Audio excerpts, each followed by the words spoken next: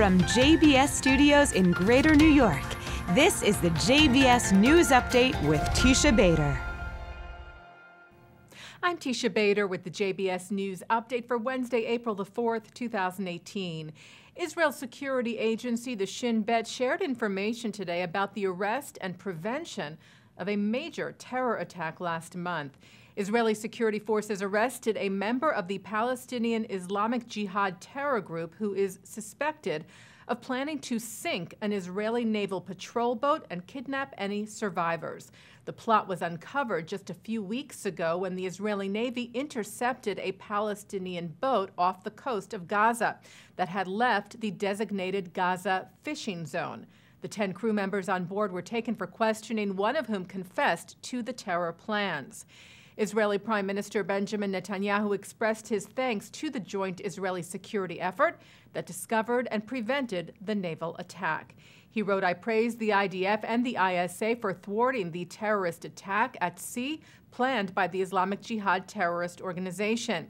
He said the security forces will operate on every front to protect the State of Israel and its citizens. A Palestinian man who breached the Gaza security fence yesterday was shot and killed by Israeli troops. 25-year-old Ahmed Araf was one of a group of Palestinian rioters who smashed the fence with a metal pipe and then got through the fence. Israeli troops fired warning shots, which were ignored by the group, and then shot at Arafah, who was later identified as a member of the DFLP terror group, the Democratic Front for the Liberation of Palestine. The IDF shared video of the past few days on social media showing the violent demonstrations, which began on Friday, writing that under the cover of the riots in Gaza, Hamas operatives have been attempting to cut, burn, and shoot their way through the border fence in order to infiltrate Israel. By defending the border fence, the IDF is protecting civilian homes. And Prime Minister Netanyahu spoke over the phone today with U.S. President Donald Trump about recent developments in the Middle East and Iran. Netanyahu wrote that during the conversation, he thanked the president for his commitment to Israel's security and America's support for Israel at the United Nations. Police in St. Petersburg, Russia, are looking into whether a fatal beating there last month could have been motivated by anti-Semitism. 27-year-old Mikhail Verevsky, a dual Russian and Israeli citizen, was severely beaten on the night of March the 28th and died this past Monday from his injuries. A suspect was arrested and released on bail. Russian police said they do not yet have a definitive motive, but have not ruled out the possibility that the fatal assault was anti-Semitic. A unique initiative from the Jewish National Fund in the United Kingdom is bringing musical works written during the Holocaust to life that were almost lost forever. Notes of Hope is the first public performance of music composed by prisoners in concentration camps to be conducted by Italian musicologist Francesco Latoro, who has made it his life's work to track down thousands of these lost pieces and orchestrate them. He has salvaged over 8,000 such musical works to date. Latoro will lead the Ashdod Symphony Orchestra and young musicians from Israel's Negev on April the 15th in Jerusalem in honor of Yom HaShoah, Israel's Holocaust Remembrance Day, which this year falls on April the 11th and 12th. Chairman of JNF UK, Samuel Hayek, said the project offers another way to teach about the Holocaust as the number of eyewitnesses dwindles.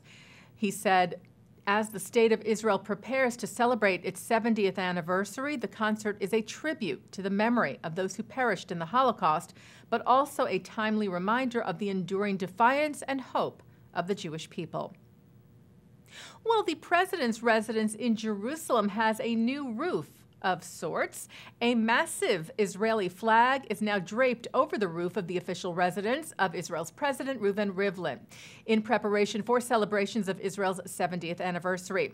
The 600-pound flag took 10 days to manufacture. It was rolled out today in a special operation of the IDF's Satellite Unit 9900, along with rappelling experts. Manager of the president's residence, Harel Tovi, said, "We wanted to create this unique flag, which is viewed through the satellite from every point and angle as an expression of pride and joy in this special time, the 70th year of Israel, which fills Israeli pride with years of creativity and development in all fields." Tovi said he hoped that seeing the flag would expand the hearts of Israelis and Jews in Israel and around the world. And taking a look now at our programming for tonight on JBS for Wednesday, April the 4th. At 7 o'clock, it's From the Aleph Bet. At 8 o'clock, IDF soldiers shared their firsthand experiences of the moral policies and practices of the IDF from the students supporting Israel at Columbia in New York City. At 9 tonight, Mark Golub sits down with former Israeli ambassador to the U.S., Danny Ayalon, who talks about the obstacles to a peace with the Palestinians and Israel's relationship to President Trump. At 10, remarks from Israeli Justice Minister Ayelet Shaked. And coming up at 6:30, right after this newscast, is Thinking Out Loud with Micah Halpern. And that's the JBS News Update for Wednesday, April the 4th, 2018. I'm Teisha Bader.